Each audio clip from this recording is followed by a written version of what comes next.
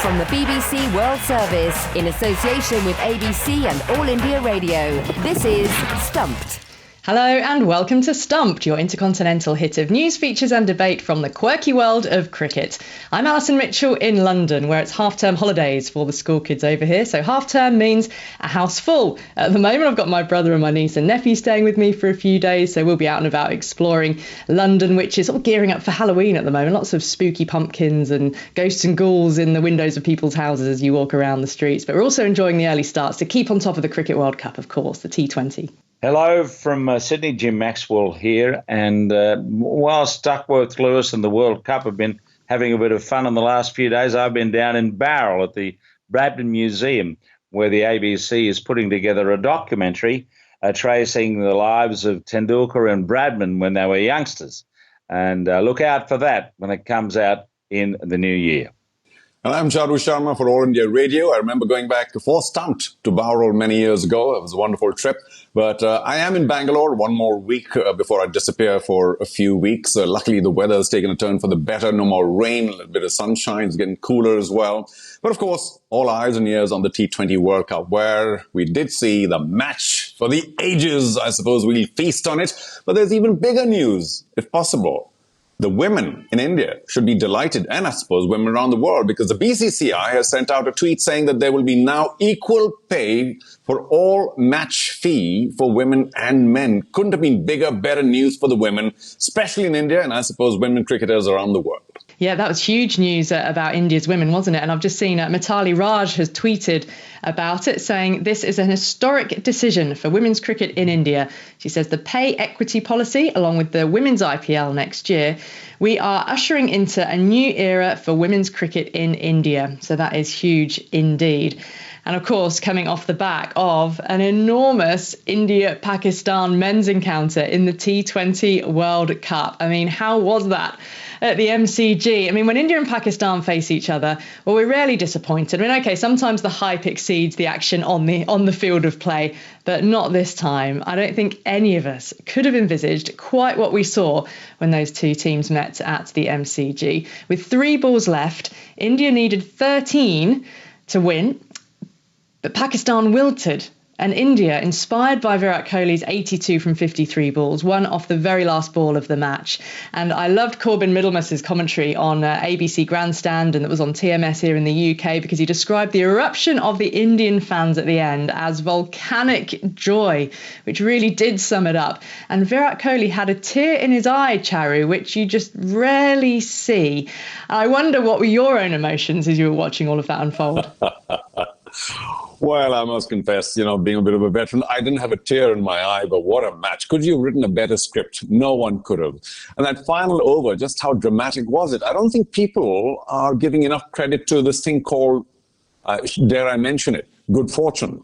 Particularly the ball that cannoned onto the stumps. It was a free hit. Yes, he couldn't have gotten out, but normally the ball would have stayed somewhere around the stumps. He wouldn't have gotten all those runs, but they ran 3 and made it so much easier. And even then, with Dinesh Karthik getting out, Ashwin coming in, he's a pretty competent bat, but look at the kind of pressure that he must have been in with Virat Kohli on the other side stranded. And yet, the good sense, I suppose, to just stay at his crease and outguess the bowler. Nawaz bowling that wide, making it so much easier for India pressure-wise, because then they couldn't lose. And finally, of course, Ashwin hitting the winning runs was just magnificent, because even then, there could have been some drama. But what a knock by Kohli. 3 years of, well, should we say, criticism or a very long rope to Virat Kohli, and he finally comes good. What an occasion, what an opportunity. Just magical, that match. And of course, commiserations to Pakistan, because they played really well. Just lost the plot somewhere, particularly in the last over. And, you end up on the losing side. There's been so much criticism in Pakistan, but if I were a Pakistan fan, I'd say, hey, listen, you guys played really well. It just didn't turn out for you on that day. Was this the best T20 match that you've ever seen? We've all watched so many, and the T20 game is engineered to produce these kind of finishes. So, yeah, if you dig deeper into memory, there'll be many that finished on the last ball in an equally dramatic fashion. I remember one that finished, well, that was some other league, mind you, with a 6 and a 6 and 11 required. So there'll be many such instances. The whole Brathwaite, 666, that was a different situation. But so, yeah, I mean, there are many matches, but overall, just the drama, the start of a T20 World Cup, what a fire lit under the T20 World Cup here with this kind of a match. It focuses the world's attention. Even the Australians might have paid a bit of attention to this. But yeah, I just think that the kind of rivalry they enjoy, the kind of task that Kohli and Pandya had to begin with, it was almost incredible, miraculous, really. And one will remember this for a very long time. It was the greatest sporting event ever staged on neutral territory. The atmosphere with that crowd was unbelievable. We've never, ever seen anything like it at a cricket match almost anywhere in the world. But at the MCG, where you can stack in over 90,000 people, it was extraordinary, astonishing, as was Kohli, of course, in winning the game really single-handedly for India. And it seems to me, Charu, that every time India play Pakistan, and they don't play often enough, of course, the match comes down in T20 to the last over. I think the last 4 have been decided in the last over. And I was certain with 10 minutes to go, super over, here we go.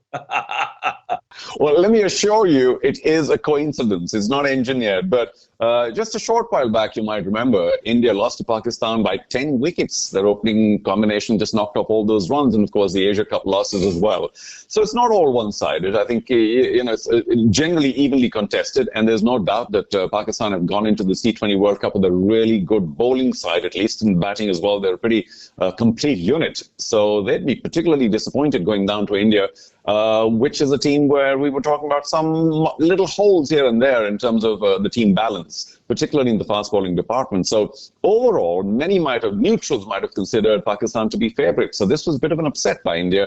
But what a match it turned out to be, just, brilliant. And you can watch that last over, I suppose, many times in the years to come. Charu mentioned Kohli, Jim, and the fact that, yes, he scored an incredible innings here to get India over the line, to haul them over the line. But he had a pretty tough 2022 up until that point. He'd faced quite a bit of criticism. But you just watched feeling, didn't you, that this was Kohli at his best?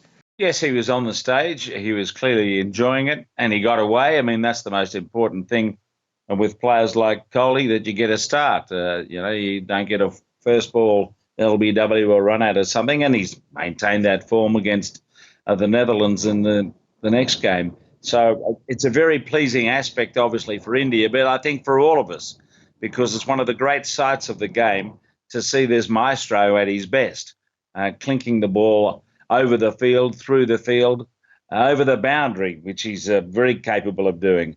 And I have a feeling that we're going to see these two teams again in a semi-final or a final. So look forward to more of it. As for Kohli, he has said that he believes that 82 was his best innings ever. He cited the 82 he made against Australia in the 2016 T20 World Cup that you might remember. That was a game that actually knocked Australia out of the tournament. But yeah, the magnitude of this match, the situation he found himself and the team in, well, just an epic performance, and it will be etched into the mind and soul of everyone who saw it. Well, here in the UK, October is Black History Month. It's a dedicated time to recognise the contribution and achievements of those with African or Caribbean heritage. And that is exactly what we're going to do for the next few minutes here on Stumped. And we're delighted to be joined by the first black cricketer to earn an England cap, Roland Butcher. Roland, welcome to Stumped. And first of all, I want to say congratulations, because I understand that you have been awarded the Freedom of the City of London. Tell us a bit about that. Yes, I was awarded the Freedom of the City of London, which for me is a great honour and privilege, and something I'm very, very proud of. That ceremony was held last week, and it went very well. For those who don't know, the Freedom of the City of London is a tradition that actually goes back 800 years. And other people to have received it are Nelson Mandela, Winston Churchill, and the late Queen Elizabeth II. Roland, you are in esteemed company. Well, you can say that when you mention those names, then it definitely is. But it's a great honour and privilege, and I'm very, very pleased to have been awarded it. Give us a little bit of give us a brief background, if you like, your story from birth to coming through and playing for England. Well, I was born in Barbados, in East Point, St. Philip, which is perhaps the most eastern part of the island. a very rural area, not a lot to do out there besides sport and swim. And I got very interested in the game from a very young age. I guess I was fortunate that a family member, Basil Butcher, who was from Ghana, but his father was one of our clan in Barbados, was a international cricketer. And I guess watching him play, not in live, but seeing him on videos, etc., I guess that would have helped the motivation. But yeah, I grew up there, came to England when I was age 13 plus.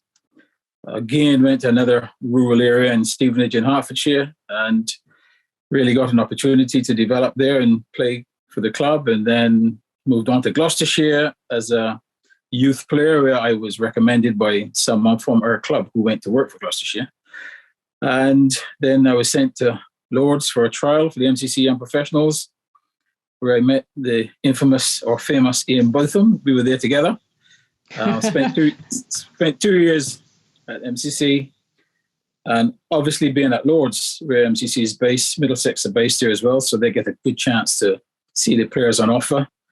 And they selected myself, Nigel Ross, and Martin Vernon in the same year. I think Ian Gould as well in the same year to have a contract the following year. So I joined Middlesex in 72 and stayed till 90, and fortunately was able to play for England in 1980-81. So that's pretty much the story up to that point. Roland, nice to be talking with you. It's Jim Maxwell here in Sydney. Hey, Jim. I think it's fair to say you're seen as a trailblazer, someone who paved the way for others. Did you realise the impact that you were having at the time? I would say no. I think, Jim, when you get selected to play for a national team, all you can think about is that you've worked extremely hard. You've dreamed about this from being a kid, that you want to play international cricket. Here's the opportunity to play. I think all the other things surrounding that don't really come into play. You don't think about it. You just think about, wanting to play well, try and win the game, and go from there. It's only much later, really, that, the significance of my selection was made clear to me. Obviously, people start to tell you about it, and then perhaps you start to even think about it a little bit more. So initially not, but later on, obviously, it was very significant in how I thought I needed to do to ensure that others had the opportunity to follow me. But how did you find it? Were you met with much opposition when you were picked from fans, from fellow players, or was everyone supportive? Well, I guess it was mixed. I think mostly, obviously, Middlesex supporters. Actually, my first game was against Australia, which was ODI at Edgbaston. I can't remember too much in terms of backlash for that. But I did get one or two letters in relation to my selection to go to the West Indies in 1981. I remember this one black guy sent me a letter, and I can remember it to this day. And he said, "Dear Butcher, you have now taken black people back to the days of slavery. Judas got 30 pieces of silver. How many are you getting?" I thought that was quite funny. But there were one or two like that. But I think generally, everyone was really congratulatory and wanted me to do well. And I'm sure that other people could look and see and follow. Roland, this is Charu Sharma from Bangalore for All India Radio. Congratulations once again on that magnificent award. The Freedom of the City of London sounds fantastic. But Roland, I believe you're currently on a diversity, equality, equity, and inclusivity tour of the UK. What does that involve? Yeah, well, that's part of what I've been doing this year. As you know, I've been doing the County Championship for the BBC over the summer. But in between that, I've been doing this tour of schools, universities. I've done a lot of corporate businesses as well, where I'm really talking about my lived experiences and working, as you said, in those areas of diversity, inclusivity, equity, and equality. And I think generally, I'm just really trying to send a message that it is not something to be afraid of. Diversity is a recipe for success. And I point out the fact that I played in the Middlesex side in the 70s, 80s, and 90s. I played in those teams that were perhaps the most diverse teams in the history of the game of cricket, and perhaps maybe the history of any sport, because if you think of the backgrounds and nationalities and cultures and everything else that we had in that setup.